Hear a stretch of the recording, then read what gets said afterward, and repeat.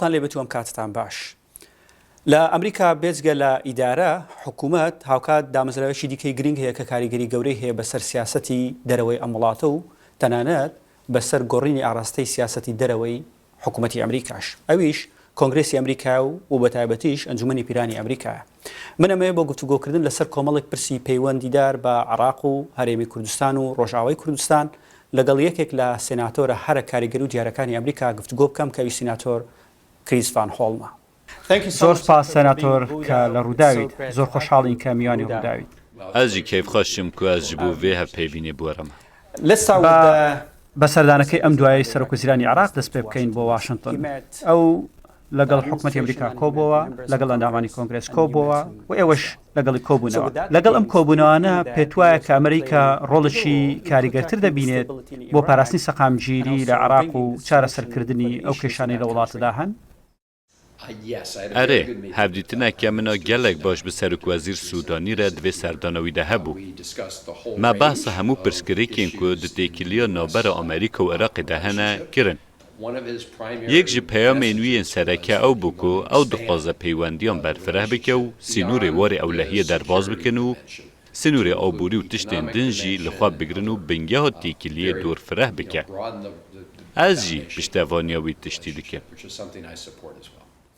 زۆر باشە. کاتێک قسە لەسەر عێراق دەکەین دەزانی کە کوردیش لە عێراقدا دەژین و لە بیریشمە کاتێک لە میونشم بوویت لەگەڵ نەچمان بەرزانی سەرۆکی هەرێمی کوردستان کۆبوویتەوە.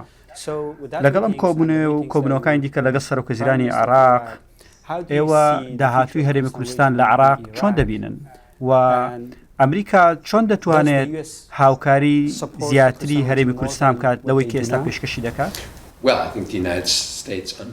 Bi baweriya min, Amerîka girîngiya Herêma Kurdistanê di sîstema Iraqa federal de fêhm dike. Lê peywendiyên me yên pir baş bi endamên hikûmeta Herêma Kurdistanê û partiyên dinên Kurdistanê re hene. Em dixwazin gotûbêjên xwe bi Iraqê re bi giştî biparêzin. Lê em gotûbêjên ku niha li gel aliyên cuda yên pêkhateyên Iraqê têne kirin jî diparêzin. دڵنیام کاتێک سەرۆکوەزیران لێرە بوو یەک لەو پرسانێک کە باس کرا سەقامگیری عێراق بوو. ئەم هەفتەیەش ئێمە بینیمان بە درۆنێکی خۆکوژی هێرشکرا سەر گەورەترین کێڵگەی گاز لە عێراق کە لە هەرێمی کوردستانە. بۆم پرسیارە دەکەم چونکە لە یاسای بەرگری نیشتمانی ئەمریکا داوا لە وەزارەتی بەرگری کراوە کە سیستمی جێموشەک بە هەرێمی کوردستان بدرێت بۆ ئەوی بتوانێت ناوچەکە بپارێزێت لەو هێرشە جۆرا و جۆرانەی کە لە لایەنی جیاوازەوە دەکرێتە سەریان. بۆچی تاوەکو ئێستا ئەمە دابین نەکراوە؟ بۆچی حکوومەتی ئەمریکا سیستمی جێموشەکی بە هەرێمی کوردستان نەداوە؟ دەسەڵاتە جیبجیکردنê serok Biden û tîma xwe li ser çêtirîn rêka dabînkirina sîstema berrevaniya Amerîkî di yasaya bergiriya niştimanî de ku te behs kir biryarê didin. Kongrêsê ji wan xwest ku rêkxistin ewlehiya zêdetir bi Herêma Kurdistanê re di bin çavan re derbas bikin. Bi berçavgirtina ku girîngiya ku em vê yekê di çarçoveya hikûmeta federal a Iraqê de bikin, lê Herêma Kurdistanê roleke pir girîng dilîze. Ketiye ber êrişê. Her wiha beşdariyeke wê ya zêde a girîng di şerê DAIŞê de hebû ku dilgiraniyeke hevpar hebû. Ez dubare dikim. Rêveberiya Biden dê bi rêkûpêkî biryarê bide. Ka çawa vê hevkariya leşkerî ji nû ve saz bike. Lê min piştevaniya roleke mezintir ji bo hêzên li Herêma Kurdistanê kiriye. Ew jî li jêr pêkhateya fermandariya federal a hevgirtî de. کە ئێوە لەگەڵ سەرۆکوەزیرانی عێراق کۆبوونەوە یەکێک لەو پرسانەی کە لەو کۆبوونەوانە باس کران ناکۆچەکان نێوان هەولێر و بەغدا بوو. بەڵام ئێمە لەم دوایەدا کۆبوونەوەی زۆر باشمان بینین لە نێوان سەرۆکی هەرێمی کوردستان و سەرۆکوەزیرانی عێراق و ئەوان جۆرێک لە بناخەی چارەسەرکردنی کێشەکان و هەروەها بێکەوە کارکردنیاندانا. ئەمریکا چۆن دەتوانێت یاخود بڵێن ئەنجومەنی پیران چۆن دەتوانێت وا بکات کە ئەم دوو پایتەختە زیاتر بەیەکەوە کار بکەن و بەسەر ناکۆچەکانیاندا ساڵ بن؟ Ev kareke li pêş û girîng e. ev beşek ji gotûbêja min a bi Serokvezîr Sûdanê re bû. Me gelek tişt gengeşekirin. Di nava wan de girîngiya avakirina peywendiyeke bihêztir di navbera hikûmeta navendiya Iraqê û hikûmeta Herêma Kurdistanê de.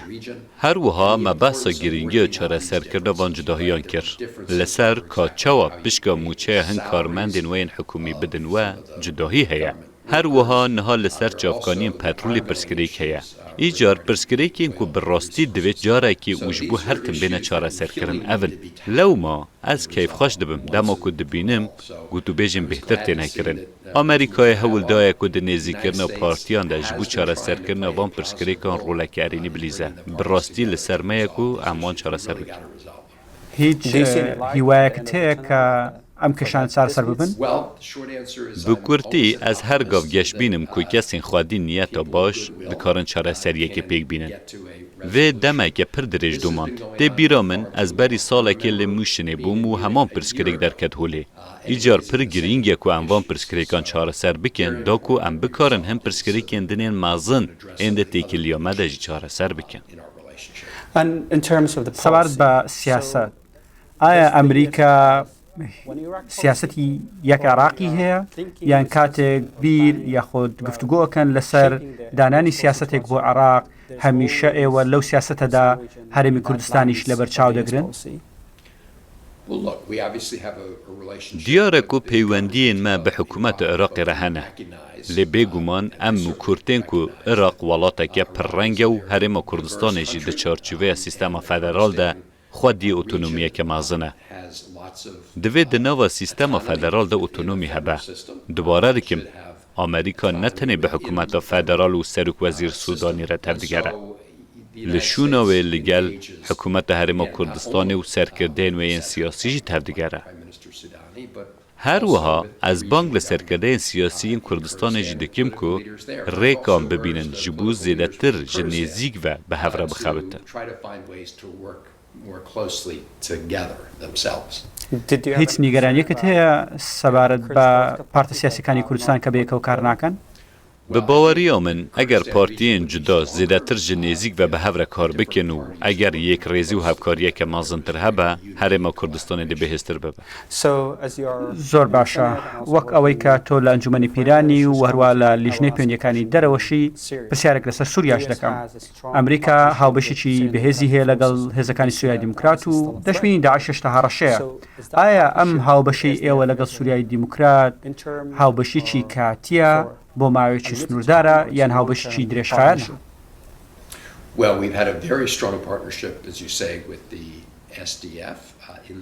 Weke ku te got, di şerê li dijî DAIŞê de hevkariyeke me ya pir xurt bi hesedê re heye. Hêzên Sûriya Demokratîk di şerê li dijî DAIŞê de serê rimê bûn. Îcar ev têkilî dê pirreng bimîne û heya em piştras bibin ku me DAIŞ bi tevahî têk biriye û em êdî rabûn û xwe bi rêxistinkirinê DAIŞê nebînin. Her wiha gelek kes li kampa holê hene û em dixwazin piştras bin ku em ê van pirsgirêkan çareser bikin.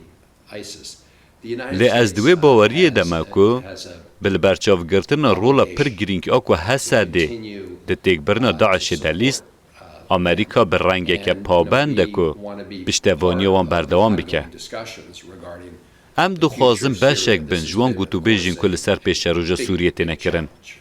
Bi berçavgirtina hovîtiya rejîma Esed, hebûna hêzên Rûsya, rola Tirkiye di hevrikiya li Sûriyê de û berdewamiya hewlên Tirkiye yên armanjgirtina Hesedê. Bêguman ev astengiyeke mezin bû.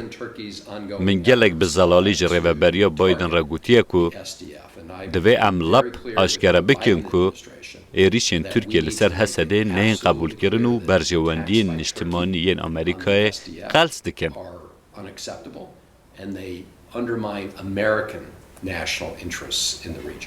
ئەی هاوڕایت لەگەڵ سیاسەتی ئیدارەی بایدن سەبارەت بەو دۆخەی کە ئێستا لە باکوور ڕۆژهەڵاتی سووریا هەیە؟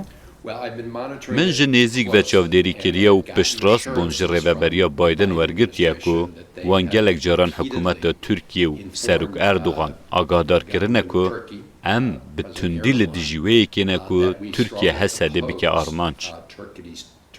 اشکره که مافی ترکیه قانونی هیا که دهندر ولات خواده هر جوره بروانی بکه. آنگو هر دست ریجیگ لسر ترکیه بکرن چه پکیه که به چه آلیگ دن به لدما بحثا هزین سوریا دموکراتیک دیکرن او پیکاته که جدای و دشار لدیجی داعش ده هفکارن آمریکای بود و پیوستی آمه به پاراستنا و هفکاری جی هیا. قسەت لەسەر داهاتووی سووریا کرد. ئایا ئەمریکا هیچ پلانێکی استراتیژی هەیە بۆ پاراستنی مافەکانی کورد لە سووریا لە داهاتووی سووریا و هەروەها کێشەی کوردی لە سووریا چارەسەر بکات وەک چۆن لە عێراق هەوڵیاندا؟ اره لگوری من پیوستی آمریکای پی هیا بشتراز ببکو وکه بشکه جهر جورته گیشتنه که چاره سریا سبروجه یا تکلداری سوریه ماف کردین سوریه جبینه پاراستن و بروانی لوان بکرن. بنیری نامن اف برجواندیه که گرینگ آمریکای وکه بشکه جه هولدان انگشتین چاره سریه دبکو امل سوریه بگیجن چاره سریه که هرچند که به دست خستناوه پر زحمت بود. لی بنیری نامن بلبرچاوگرتنا دیروک خوایا کسانه که نیزیک بون و هفسوزیه که منا مازن جبو گلی کرد هیا خالا راستین لور اوه که پر گرینگه که سیاست آمریکای و تکیلیا پر گرینگ و خورد نشان بده.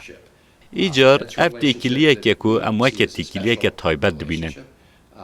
از دوباره دکم ده چارچوه عراق که یه گرتی ده لی ام رولا گل گرینگ آکو گل کرد و چارچوه ده دلیزه جی فهم دکن.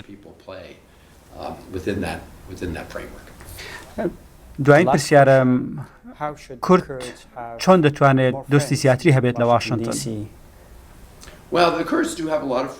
جخواه گلک دوستین کردان لە واشنگتن هنه لی ام هر دم دکارن و خلکی برفرهتر جی بکن. لو راجی بدیت نامن گوتو بیجین که تینه کرن که سرکردهین کرد سردانا ورو پایتخت آمد کن پر گرینگه که بگنجم هفکارین من و هاجی کرنه جبر که از باور دکم پیوندی و دنابرا هر دو گلان ده جبو خورد کرنا تکیلی گرینگه.